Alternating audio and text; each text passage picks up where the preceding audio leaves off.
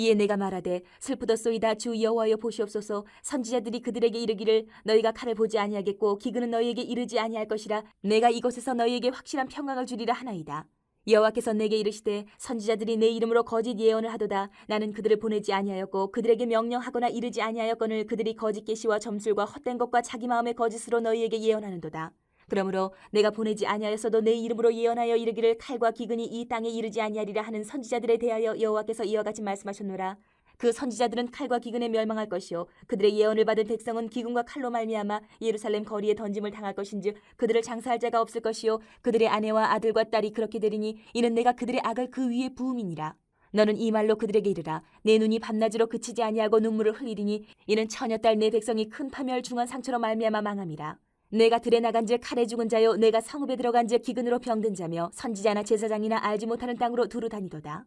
주께서 유다를 온전히 버리시나이까? 주의 심령이 시온을 싫어하시나이까? 어찌하여 우리를 치시고 치료하지 아니하시나이까?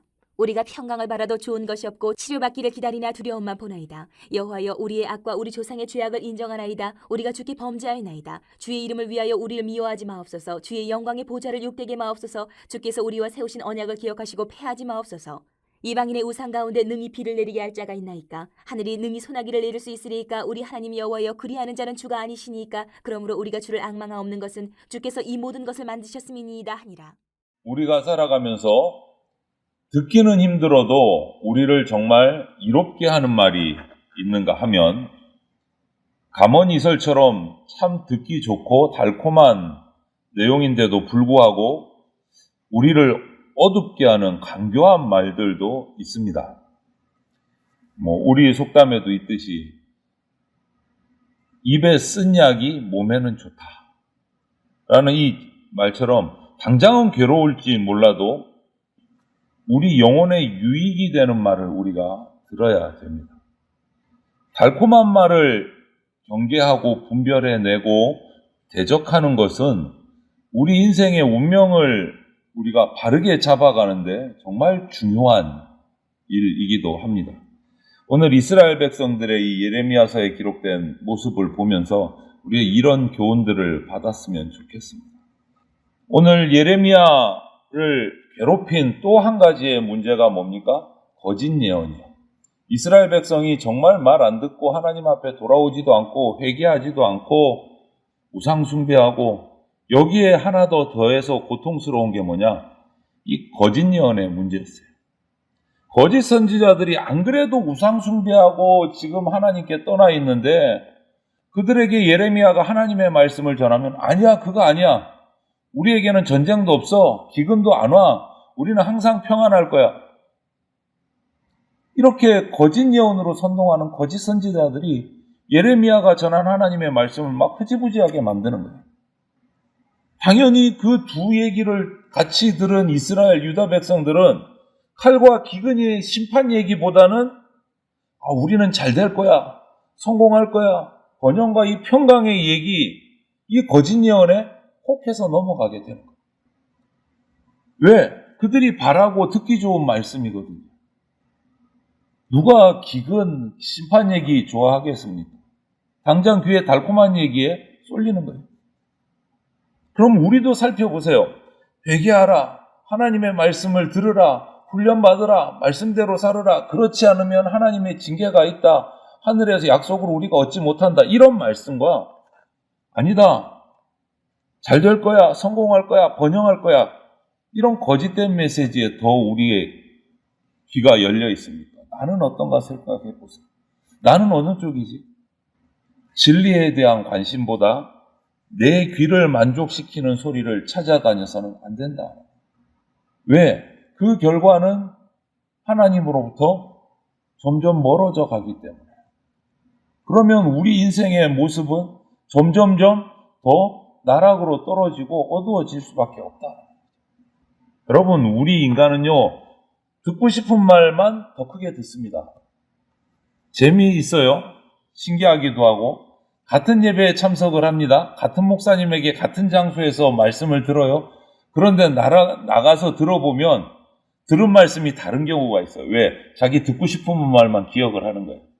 같은 말씀을 들었는데 나가서 얘기를 하면 하는 얘기가 강조점이 다 달라요. 이 집사님은 저런 얘기하고 이 집사님은 요런 얘기하고 우리는 듣고 싶은 거를 더 크게 들어요. 다른 거는 잘 기억을 못해요. 듣기 싫은 건. 그렇게 들으면 계속 듣게 되면 확증 편향이라는 현상이 생겨요. 참과 거짓을 분별하지 못하고 내가 좋아서 들리는 것만 듣고 그것만 딱 시선이 고정돼 갖고 다른 것들은 하나도 들리지를 않아요. 듣고 싶은 말만 듣는 거예요. 골라서. 밖에서도 마찬가지입니다. 오늘날 뉴스에서 계속 떠드는 말이 뭡니까? 가짜뉴스 많이 나오잖아요. 말씀에 집중하기보다 어떤 소문, 내가 좋아하는 스타일의 소문, 정보에만 휩쓸리는 거하고 다르지가 않아요. 우리가 듣고자 하고 저와 여러분이 보고자 하는 그것이 내 영적 상태를 반영하는 겁니다. 한번 생각해 보세요. 나는 요즘에 뭐를 듣고 싶어서, 뭐를 보고 싶어서 그것만 찾아서 듣는가? 그것이 지금 내 영적 상태예요. 평안을 보장하고 하는 이 거짓 예언에 귀 기울이는 대신에 하나님의 진리의 말씀을 잘 분별해서 들을 줄 알아야 우리가 해요. 거짓과 진리를 분별하는 능력은 그러면 나에게 있느냐? 아니요. 저와 여러분들에게는 없습니다. 성령님께 있어요. 그래서 기도해야 돼요. 내게 올바른 영적인 분별력을 달라고 강구해야 돼요. 그럼에도 불구하고 유다 백성들은 회개하기 싫어합니다. 자기 귀에 듣기 좋은 거짓 선지자들의 말에만 귀를 기울입니다. 또 그러면 거짓 선지자들은 그 대중들의 인기에 영합해서 자기의 영광을 누리기 위해서 그런 거짓 예언만 계속합니다. 이렇게 되면 백성들은 하나님 말씀을 깨우칠 사명을 받은 택함받은 백성인데 엉뚱한 길로 갈 수 있는 거예요. 그리고 그 백성을 그렇게 만든 거짓 선지자들에게는요, 더 큰 책임이 하나님께서 물으실 수밖에 없는 거예요. 칼과 기근 대신 평안을 선포한 거짓 선지자들, 오늘 하나님의 칼과 기근을 체험하게 됩니다. 또 그 거짓 예언이 좋다고 믿고 따른 백성들 역시 형벌을 피하지 못하게 된다. 모두 지도자와 백성들이 다 같이 멸망하는 길로 간다는. 그런 상황에서 예레미야 선지자는 정말 그 혼란스러운 거짓 선지자들이 득세하고 그들의 말에 또 혹해서 따라가는 백성들이 있는 그곳에서 정말 외롭게 하나님의 말씀을 전하고 있는 겁니다. 마음을 담아서 외치고 멸망으로 가는 그들을 돌이키려고 발버둥을 치는 거예요. 눈물을 흘리는 거예요. 여러분, 이 예레미야의 모습이 저와 여러분의 모습이어야겠습니까? 아니면 거짓 선지자와 그 예언을 따르는 백성들의 모습이 지금 우리의 모습이어야 되겠습니까? 하나님의 마음을 소유한 사람은요, 거짓에 분노하고 애통해야 합니다. 예레미야는 그런 모습 가운데 포기하지 않고 하나님의 백성들을 치료해달라고 또 하나님께 또 간구를 해요. 그렇게 핍박당하고 그런데 또 기근을 선포하고 심판을 선포하면 또 핍박을 당하는데도 불구하고 돌아와서 하나님께 또 간구합니다. 이 거짓말에 병들어 있는 유다 백성을, 중한 상처를 입고 있는 유다 백성을, 거짓된 위장된 평강에 죽어가고 있는 유다 백성을 좀 살려달라고. 하나님의 심판이 정당하다는 거 예레미야는 너무 잘 알아요. 유다 백성의 조상 때로부터 지금 현재까지 계속해서 하나님의 말을 거부하고 지어온 그 죄들 다 인정해요. 하나님을 거절하곤 그 악함, 또 그 악함을 어쩔 수 없이 그냥 계속 따라가는 또 약함도 있고, 이 모든 것들을 유다 백성들이 돌이킬 수 없다는 걸 너무 안타까워하면서 내어놓고 또 기도하는 겁니다. 간구하는 겁니다. 하나님이 택하신 백성이니까 하나님을 위해서라도 이 택한 백성을 좀 미워하지 말아달라고, 기회를 한 번 더 달라고 호소를 하는 거예요. 하나님의 영광, 하나님의 언약, 이 신실하심, 하나님의 긍휼하심을 붙들고 또 기도하는 거예요. 왜 그렇습니까? 이 망해가는 유다 백성을 건지시고 회복시키시고 구원하실 분은 하나님밖에 없으시기 때문에 다른 길이 없는 거예요. 소망은 하나님밖에 없기 때문에 또 하나님께 매달리는 거예요. 하나님이 치료하시면 회복될 수 있기 때문에. 여러분, 세상의 운명, 우리 각자의 인생의 운명은 하나님께 달려 있습니다. 다른 데 없습니다. 하나님의 사람은 우리 운명을 바꾸실 능력이 하나님께만 있음을 믿는 사람이에요. 여러분, 우리 인생의 주인은 하나님이시고 우리 인생을 창조하신 분도 하나님이시고 인생을 이끌어 가시는 분도 하나님이십니다. 그래서 하나님께 매달려야 돼요. 세상의 운명은 하나님께 달려 있습니다. 딴 데 있지 않습니다. 우리 믿는 그리스도인들이 절대 해서는 안 되는 일을 저지르는 경우들이 있어요. 저도 그런 분들을 몇몇 보고 경험한 적이 있고, 뭐냐? 정말 열심히 신앙생활 하는 것 같아요. 기도해요. 열심히 해요. 예배도 잘 드리고. 그런데 정말 급한 위기가 자기 생활 가운데 빵 터지면 기도합니다. 그러다 기도가 응답이 안 되고 뭐 어쩔 줄 모르고 상황이 안 되면 점쟁이에게 찾아가는 분들이 계세요. 점쟁이 찾아가요. 정말 급해지면. 궁지에 몰리면. 제가 대전 와서도 대중교통을 몇 번 이용하고 하다 보면 이렇게 광고판이 붙어 있잖아요. 버스나 뭐 지하철이나 이렇게 보면 무슨 보살, 당신의 운명을 뭐 알려드립니다. 뭐 이런 광고들이 막 수시로 붙어 있어요. 보면 무속에 이렇게 종사하는 사람이 우리나라에 무려 60만 명이 넘는다고 합니다. 일명 우리가 말하는 무당 점쟁이가 60만 명이 넘는데요. 우리나라에. 그 사람만 있습니까? 여러분 백화점이나 길거리에 가도 요즘에 컴퓨터를 이용해서 점 봐주는 곳이 있어요. 그리고 뭐 무슨 타로 카페 그래요. 거기 가면 커피 한 잔 마시면 점을 봐주는 데도 있어요. 카드를 가지고. 뭐 운세니 궁합이니 기타 등등등. 그리고 그 소문난 점집은요. 줄을 서서 예약을 해야 또 가요. 또 어떤 조사 결과를 보니까 거기 가서 점 한 번 보는데 1억 이상을 내는데 이 돈 많은 부자들이 아낌없이 간다 줄을 쓴다는 거예요. 그 점 한 번 보려고. 거기다가 그런 사람들이 국가 어떤 경영에 대해서 정치나 자기 회사를 위해서 거기 가서 물어보는 정치인들이나 이 또 재벌들이 있다는 거예요. 이게 나라가 이것이 심해지면 나라 망하는 겁니다.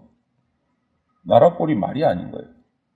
여러분 감이 안 오시죠? 60만 명이 넘는다. 무당 점쟁이가. 우리나라에 목회자가 몇 명인 줄 아십니까? 10만 명 정도 돼요. 6배가 넘는 거예요. 6배가. 목사보다 무당 점쟁이가 6배가 넘는 거예요. 거기다가 이 사람들 중에 소수는 또 TV 출연까지 해가지고 책임도 지지 못할 말들을 막 하게 됩니다. 이게 그냥 제가 하는 얘기가 아니에요. 몇 년 됐지만 서울 경희대의 서정범 교수라는 분이 33년 동안 한 3,000명의 무속인들을 만나서 연구를 한 결과를 논문을 냈어요. 그 가운데 35%가 무당점쟁이는 집안의 유전이나 부모를 통해서 내림을 받아서 그렇게 무당이나 점쟁이가 됐고 또 65%는요. 고하거나 계부, 계모, 편무 이런 슬화에서 자란 사람들이 65%가 넘는 거기다가 수차례 이혼을 한 그런 사람들도 있대요. 이 교수님의 연구 결과로. 자기 앞날조차 자기 인생조차 제대로 챙겨보지 못하는 사람들이 남의 앞날을 가르치고 알려준다? 이거는 어불성설이고 말이 안 됩니다. 그런데도 우리나라는 이들을 우리 것이다 이러면서 막 보호를 해줘요.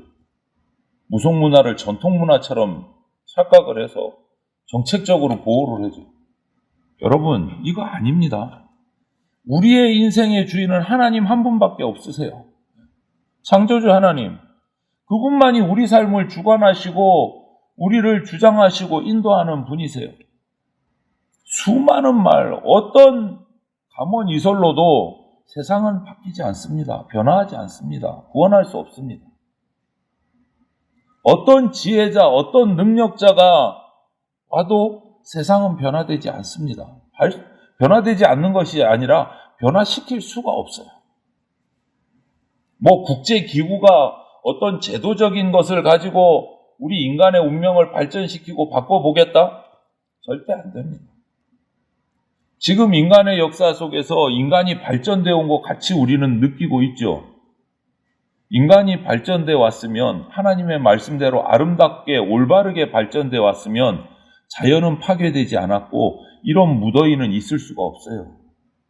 우리가 제대로 발전하지 못하고 인간의 욕심으로 살아왔기 때문에 자연이 파괴돼서 이런 무더위도 오고 맹추위도 오고 생각지도 못한 질병들이 나타나는 겁니다. 발전해 온 게 아니라 지금 파괴돼 가고 있는 거예요. 왜요? 인간이 어떻게 인간의 힘으로 해보겠다고 문명을 발전시키고 해보겠다고 했는데 실패하는 중이라는 거예요. 안타깝지만 인간의 힘으로는 안 된다라. 오직 하나님만이 역사를 주관하시고 세상을 바꾸시고 영혼을 구원하실 수 있습니다. 자연을 회복시키실 수 있어요. 심판을 멈추시고 은혜를 베푸실 수 있는 분은 오직 하나님, 창조주 하나님이십니다. 여러분, 그래서 우리는 예레미야처럼 끈질기게 하나님의 자비하심과 긍휼을 붙들고 기도해야 됩니다. 나만을 위한 기도가 아니라 예레미야의 기도가 지금 나만을 위한 기도입니까? 우리 예레미야서를 계속 묵상해 오잖아요. 자기 스스로를 위한 기도는 단 한 번도 없었어요. 조국을 위해서, 조국에 있는 그 동포들을 위해서 그들이 자꾸 망해가는데 그들의 삶에는 정말 그게 잘 사는 거다, 평화롭게 사는 거다, 배부르게 사는 거다 하는데 예레미야가 볼 때는 망해가는 길이란 말이에요. 나라가 망하고 그 개인들이 죽음을 향해서 달려가는 길이란 말이에요. 오늘날 우리의 세상이 말세를 향해서 달려가요. 발전하는 게 아니라 망해가고 있는 거예요. 우리는 예레미야처럼 기도해야 됩니다. 나만을 위한 기도가 아니라 우리 교회를 위해서, 이 나라를 위해서, 전 세계 지구를 위해서 기도하셔야 돼요. 왜요?